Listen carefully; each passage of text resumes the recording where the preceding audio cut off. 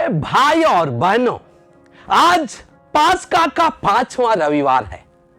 आज की पूजन विधि हमें प्रेम कर यीशु ख्रिस्त के साक्षी बनने पर चिंतन करने के लिए निमंत्रण देती है। ईश्वर प्रेम है और यह उसका सबसे बड़ा गुण है। उसका संपूर्ण क्रिया इसी पर आधारित है।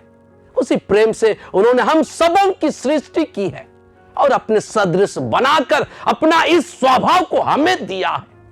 यही वजह है कि हर जन प्रेम पाने और प्रेम देने के लिए लालायित रहता है। पर पाप और दुनियाई प्रभाव के कारण यह प्रेम दूषित हुआ और लोगों के बीच प्रेम का स्थान में स्वार्थ और नफरत घर कर गई है। अतः यीशु ख्रिस्त इस दुनिया में आकर अपने संपूर्ण जीवन, वचन और शिक्षाओं द्वारा पवित्र और शुद्ध प्रेम को बताने और समझाने का प्रयास किया।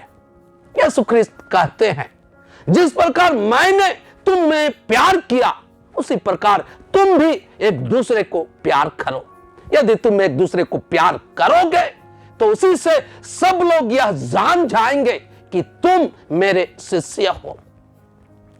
इस दुनिया के कुछ चीजों की तुलना में हमारा जीवन बहुत छोटा है, पर इस छोटी सी जीवन को अगर अच्छी तरह निस्वार्थ प्रेम से सराबोर होकर जिया जाए तो यह बहुत बड़ा और अमर हो सकता है। यीशु के जीवन पर ही गौर कीजिए। वे मानव बनकर इस दुनिया में आए और एक साधारण मनुष्य की तरह मात्र 33 वर्ष जिए। इनमें 30 साल वे एक साधारण और सामान्य जीवन अपने माता पिता के साथ रहकर बिताए। उनके आखिरी 3 साल अति महत्वपूर्ण रहा, जो आज भी पूरी दुनिया द्वारा याद किया जाता है। अभी भी कई लोग उनके पद चिन्हों पर चलते और उसकी शिक्षाओं के मूल निस्वार्थ प्रेम से अपने जीवन को जीते और धन्य हो जाते हैं। उसके जीवन की क्या खासियत थी? वह क्या चीज थी जो मात्र 3 साल का जिया हुआ जीवन संपूर्ण दुनिया को इतना अधिक प्रभावित किया और उसे अमर कर दिया? वह कुछ और नहीं पर हर मानव के प्रति उसका निस्वार्थ प्रेम था। आज के पाठ हमें इसी पर चिंतन करने और इसे अपने जीवन में उतारने की चुनौती देते हैं। आज का पहला पाठ प्रेरित चरित्र से पढ़ा गया। यह संत पौलुस की पहली मिशनरी यात्रा का अंश है। इसमें संत पौलुस और संत बरनाबस की प्रेरिताई कार्य की चर्चा है। वह ईश्वरीय प्रेम से ओतप्रोत होकर उसी प्रेम को निस्वार्थ भाव से लोगों को बांटे। वे उन्हें समझाने का प्रयास किए कि प्रेम का स्रोत ईश्वर है और उसी को यीशु ख्रिस्त इस दुनिया में आकर अपने जीवन से हर मानव को सिखाने का प्रयास किए।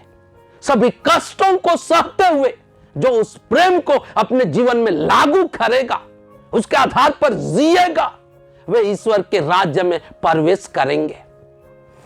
वर्तमान समय में 2 तरह के प्रेम देखने को मिलता है, असली और नकली, जिसमें स्वार्थ और कुछ पाने की नियत से तथा दूसरों का ध्यान आकर्षित करने के लिए मात्र दिखावा और बनावटी होता है। वह नकली प्रेम है। यह दिल से नहीं होता है, पर निस्वार्थ भाव से बिना कुछ पाने की लालसा लिए दिल से किसी के लिए कुछ करना और उसके लिए खुद की खुशी को बलिदान कर देना सच्चा प्रेम है। यीशु ख्रिस्त के संपूर्ण जीवन में हम इसी प्रेम को पाते हैं और वह इसी प्रेम को जीने के लिए अपने अनुयायियों को निमंत्रण देते हैं। क्या हम यीशु के प्रेमपूर्ण जीवन जीने के निमंत्रण को स्वीकार करेंगे? क्या हम यह मानते हैं कि प्रेमपूर्ण जीवन ही हमें स्वर्ग राज्य का हकदार बनाएगा? अगर इसका जवाब हां है तो हमें अपने जीवन में जो भी एक दूसरे के प्रति नफरत और घृणा, स्वार्थ और घमंड है, उसे छोड़ने का प्रयास करना होगा। क्या हम ऐसा कर सकेंगे? आज का दूसरा पाठ प्रकाशना ग्रंथ से पढ़ा गया। इसमें संत यूहन्ना एक नई आकाश और पृथ्वी का दिव्य दर्शन देखता है। उस दिव्य दर्शन में यरूशलेम सुसज्जित दुल्हन की तरह लगती है, अर्थात एक नई दुनिया का निर्माण होगा जिसमें कोई दुख, तकलीफ, शोक या विलाप नहीं होगा। सर्वत्र ईश्वर का प्रेम, प्रभुत्व और उसका प्रभाव होगा। सब पुरानी बातें और चीजें विलुप्त हो जाएंगे। क्या लगता है इस तरह का नई दुनिया संभव है? यह संभव है, बस सबों को यीशु के सिद्धांत और शिक्षा के आधार पर जीना और चलना होगा। उनकी नई आज्ञा एक दूसरे को वैसे ही प्रेम करना होगा जैसा यीशु ख्रिस्त ने पूरे मानव जाति के लिए किया। आज का सुसमाचार संत योहन के सुसमाचार से पढ़ा गया। यह अंश अंतिम ब्यालू के समय का है। यीशु अपना प्रेरिताई कार्य करते हुए 3 वर्ष बिता चुके थे और लोगों के लिए पिता ईश्वर के सामर्थ्य से कई महान और अद्भुत काम किए थे। उन्हें कहीं पर स्वागत किया गया तो कहीं पर तिरस्कार का भी सामना करना पड़ा, पर वे हताश और निराश नहीं हुए और अपना संपूर्ण जीवन, कार्य और शिक्षाओं से ईश्वर की महिमा की। अब वे अपने प्राण देकर पिता ईश्वर की सबसे बड़ी इच्छा को पूरा करने वाले थे। उसे पता था कि उस इच्छा को पूरा करने के बाद पिता ईश्वर उन्हें महिमान्वित करेंगे।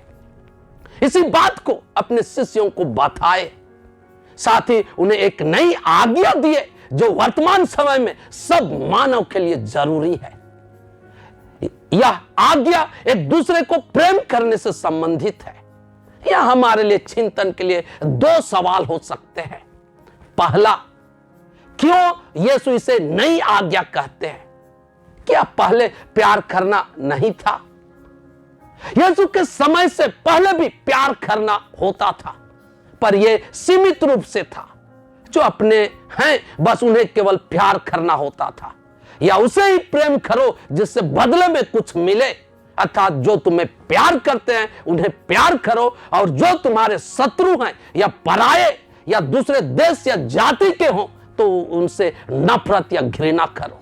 उनसे कोई नाता रिश्ता नहीं रखना होता था।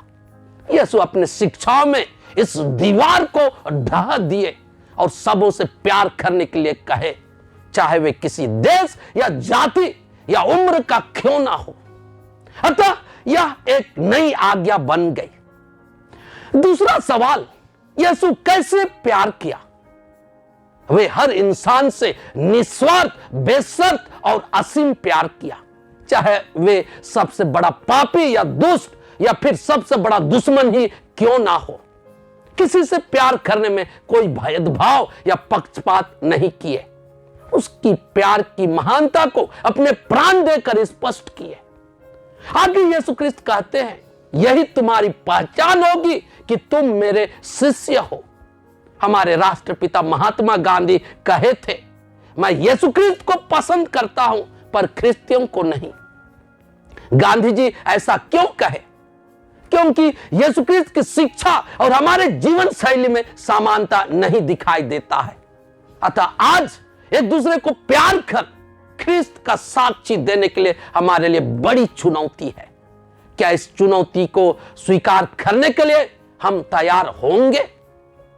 अतः आइए हम प्रार्थना करें कि एक दूसरे को वैसे ही प्यार कर सके जैसे यीशु ख्रिस्त ने सब लोगों से किया, और ऐसा करके सारा जगत को स्पष्ट साक्षी दे सके और एक नई सुसंगठित समाज बनने में अपना भूमिका निभा सके। ऐसा करने में ईश्वर हमारी मदद करे। आमीन।